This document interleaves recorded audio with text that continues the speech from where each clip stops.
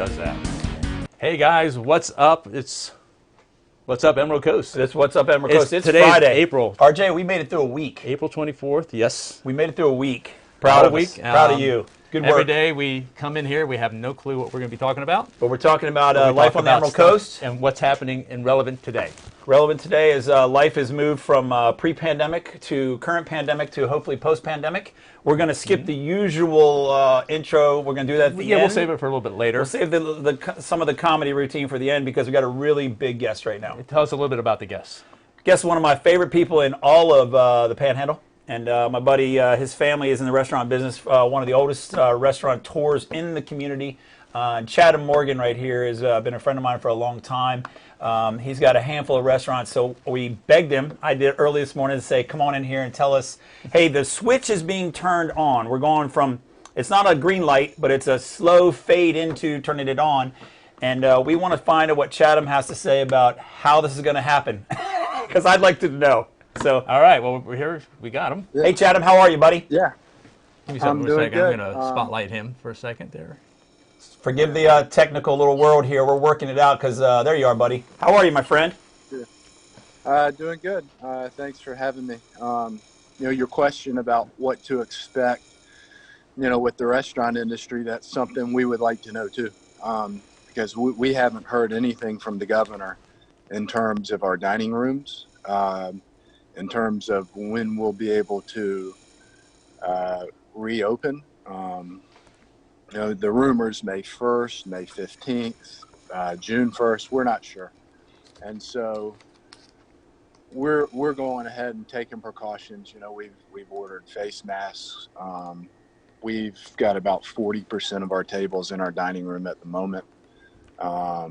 So we've done some deep cleans of the restaurant, and we're implementing new protocols in terms of safety and sanitizing, and so hopefully we'll be a little we'll be ready when the governor gives us some kind of direction. Sure. Yeah, absolutely. So let's back up a little bit, because while this I honestly forget how long we've been dealing with this. I think the word I heard yesterday was dumpster fire. I'm going to keep borrowing that as long as I can. And but I give you a lot of props, man. I know you got a heart of gold. It runs in your family, and I'm a big fan of the Morgans. And but I saw that white van going around town, up and down 98. Stopped at a couple places. Tell me what you were doing. Yeah, so it's American Lunch, and it's a 501c3 charity that I founded when I was in college at the University of Alabama. And generally, for the past 8 years, we feed folks who need a meal about 3 days a week in Birmingham, Tuscaloosa, Mobile, Pensacola, Destin, Athens, Georgia. And when this happened, we saw it as an opportunity to keep some of our staff busy. Volunteering to the community. We've always encouraged community service. We give our employees, for every 100 hours of community service they do, any year they work for us, $1,000. And the idea is that better people who engage in that kind of service are going to be better people, and better people make better employees. But American Lunch, we've been feeding 7 days a week, about 300 to 400 meals a day in Destin for free. I would say our community's probably somewhere around 50% unemployed at the moment, a lot higher than the national average. And so in our small way, if it's a way we can help, we love to help, and we love feeding people. That's what we do. And we have unfortunately not been able to feed as many people as we like, because the government has shut down our dining rooms, and we understand that decision, but we also understand that there was a lot of food insecurity prior to this happening. Yes. And this just exacerbated it. So we're happy to help. We like feeding people, and it's been nice. The employees that volunteer on the truck, we've been accepting cash donations, and so we've been able to help them out a little bit and try to keep them going through this. So Let me back up. Did I make that understood that you give your employees a bonus of $1,000 if they put in 100 hours of community service? yeah, we do. Man, as Yeah, a that's guy that's awesome. been in the That restaurant is business awesome. since he Nobody- was, I've never seen anybody do that before. I've been in business since I was 13. Just hearing that sentence made my hairs on my arm stand up, man. I think you should Yeah. win the restaurant Nobel Prize right there. And Hey, and that's a great it's a little concept. selfish. That's a little selfish, because it's $1,000 well spent. And I truly believe that if you can get your employees active in the community, it's better for your business, Yeah. and You know, it's better for them, and selfishly, it's better for us. absolutely. You know, I've always heard, I did a lot of stuff with the military myself with my previous places, and I always Yeah. heard how philanthropic our community is, both to military personnel and their mission, to the people of our community. So to hear you say that, that takes it to another level. I really want to just come volunteer for you. I don't want to. I don't want to work. I'll just work for the $1,000. We'll be at La Paz tomorrow at 11 a.m. and we've got 400 lunches, fajitas and sandwiches from the local market. I was going to say, I know that chalkboard behind you really well, and Yeah. I really miss it on multiple levels, my friend. You're not alone. Yeah, so tomorrow at La Paz, go ahead and give me all the shameless plugs of Absolutely. the restaurant you're doing, because you deserve it, man. Yeah. When I'm done, I'm gonna put this all over Facebook everywhere. Give me something else to talk about besides the normal banter I do. Yeah. So give us some shameless plugs of what we're doing in all the restaurants in your fold. So American Lunch operates 7 days a week. We're at La Paz and Local Market on Tuesdays and Saturdays. And Pazzo Italiano, I've always eaten there, but I was never real close to the owner. But he reached out to us, and they're doing every Tuesday in our parking lot, which has been good. And then we operate Saturday here. Then Harbor Docks sponsors American Lunch in their parking lot on Monday, Wednesday, Friday, and Sunday. And we're at Camille's at Crystal Beach on Thursdays. And then we're operating 5 days a week in our restaurants in Alabama and Georgia, and Dharma Blue in Pensacola. So. Excellent. You got anything you want to ask him? Yeah. No, awesome. I just think when things start opening up again and we can hang out with you right there with that blackboard behind us, we just may have to do a show from over there. Yeah, we'd love to do it. I would love to. And we're still doing to-go orders, and Yeah. we've been pleasantly surprised. And we've signed up with DoorDash for delivery. And when you asked earlier about preparing to reopen, well, I have no idea what the restaurant landscape will look like when we reopen. But I do think there's going to be a bigger emphasis on to-go orders and deliveries. Absolutely. It's going to take a while to shake people out of it. People are spooked, and rightfully so. Yeah. I don't blame them. Chatham, one of the things I said earlier in the week, I've got a little bit of experience in the restaurant business, and I agree with you, the 50% number on the unemployment. It hits a community that's a resort area. 50% of our economy is the military. The rest is hospitality, and for the most part. And so when we turned off that spigot, here we are. But I think as much as the restaurant people are going to struggle right now, we're also uniquely qualified for the mentality that it takes to manage a quarantine mentality.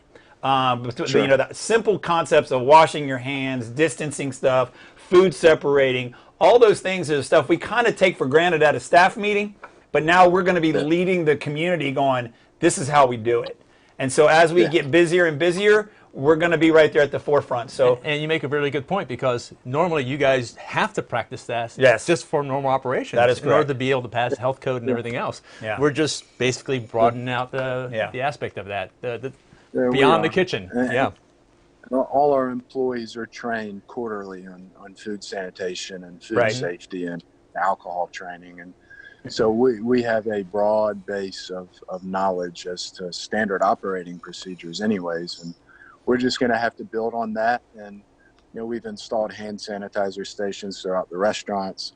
Whether or not our employees wear gloves and masks, that's a decision we're going to have to make. But the customers, they've all, and we operate out of an open kitchen at Local Market, and so we have to be clean. We have to be sanitary.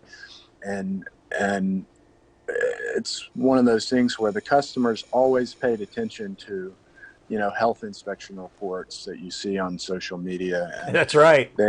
They've always paid attention to the cleanliness of restaurants and the sanitation of staff, and that's going to be even more important. And I don't blame them, and that's an expectation that, all restaurants need to live up to, and we're up for it. And it'll be interesting, and like I said, the governor hasn't even established when we'll reopen. And so the uncertainty of it is just, that's one of the harder parts of this. So It's the unknown. It's the unknown. Fear of the unknown. it's the But unknown. I think we can manage it. Hey, my friend, thank you for Thank you. being on here Thank today. you. I know you're busy. I appreciate you coming on just at the spur of the moment. I know also you wear a lot of hats in our community, and so in the near future, once you clean that up a little bit, we'll come back and talk about this topic right here about beaches. Yeah, I'd love to talk to it. Yeah. And so now that you know that this is safe area, I'm not going to go ape shit over you on some Facebook post yet, but I would love to have it. I'm used to it. I know you are, my friend. I will say this: your employees, the employees in the industry, boy, they are the most creative. They're some of the hardest working people. I've always said that in all my career, and when they have nothing to do, I engage them on Facebook quite regularly because it's like a little hobby of mine. And man, let's get them back to work because they're telling me to get back to work. Absolutely. So, thank you so much for joining us. thank you, Chatham. Love you to death, my friend. We'll catch Have you a great day. at La Paz next time. Wow, that was great. I'm a big fan of that Chatham Morgan right there and his father. In fact, I forgot to tell him that I look forward to. I swim next to his dad quite often, and Charles has always been somewhat of an idol of mine in the community since the day I moved here. And he has one of the oldest restaurants in Harbor Docks in the community. So I've always been a fan of the way he works and his efforts in the community. I kind of modeled what I did after it. So that's just a personal note. I really appreciate it. So thank you, everybody, for letting us flip the show around on you. I know you were expecting me to come out with some national conversation about the COVID virus, and RJ told me no. We're going to talk to Chatham. Actually, I really want to talk about, has anybody noticed something different about the set? Our set, we're showing everybody what the beach looks like. Next week, you get to be right there. Now, that was a shot from this morning, so everybody understands. The beach pretty much looks like you remembered it. And for the surfers out there, Surf's up. Surf's up. Yeah, Gentry, Yeah. where you at? Be Shane careful. Reynolds? Watch out. Yeah, Sneak on out stop there. doing that. Just when you start doing the acting. At your own risk. So tell me about your group that you're most concerned about out at the beach. When You're out there when I for went this out to photo the beach, today. a lot of people have been dealing with staying at home. I know homeless Staying also- alive. Homeless have been dealing with some issues as well. However, this Injecting one group disinfectant. has Sorry, probably been neglected the most. I wouldn't say the most, but nobody really understands what these guys have to go through because Are you there's. going to pull up a graphic? I am pulling up a video. Are you guys ready for this? Oh my gosh. This This was this morning at the boardwalk on Okaloosa Island, right where we were filming this scene right here.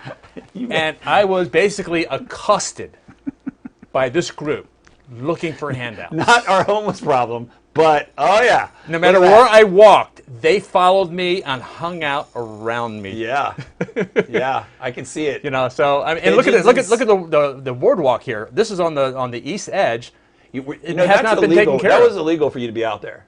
Was that legal today? I was not on the beach. I was on Okay. the deck here. Okay, But, fair enough. however, the beach has blown onto the deck, as you can see. But I don't this wanna be your group only right phone here, call. they followed me pretty much everywhere I went. I set up a camera just on the other side of them, and one over here where I'm at right now that shows the east look.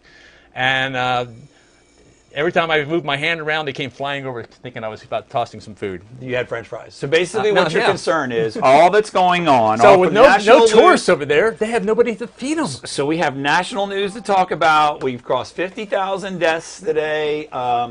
There's some craziness out of the press briefing yesterday. Chatham points out the governor has not given us any true definition of what we need to do. There's topics about short-term rentals, what we should do, and you bring up the starving pigeons. Listen, they're... My dad would be proud. Yes, He's starving yes. I mean, pigeons. Seagulls, did you worry about the seagulls? Were they out there? I did not see any seagulls because they know where to go. All right, let's talk about some of the stuff that we're supposed to. Thank you for the pigeon update. First of all, Thank you, Moss Coffee, for sponsoring the show Absolutely. today. Jim does a fantastic job over there, and it certainly works because I feel about halfway through the show. The Mocha Cola is highly recommended. Yeah. So thanks to Moss Coffee over And we'd like to right thank. across the street. Oh, what happened? Who you got there? You went in right into the calendar. I was trying to bring her up and help with the Oh, calendar. Sydney over there. She's adorable. I don't think she was working this morning. I didn't know the new young lady that was in there, but they did sponsor the show. And I know why it just did what it did. So Okay, 'cause we're gonna fix go that right next into- time. Every day we tweak something because I've learned something new. So tell people what that is, RJ. This actually is today. You're going to tell me what the calendar days are. Today is National Arbor Day.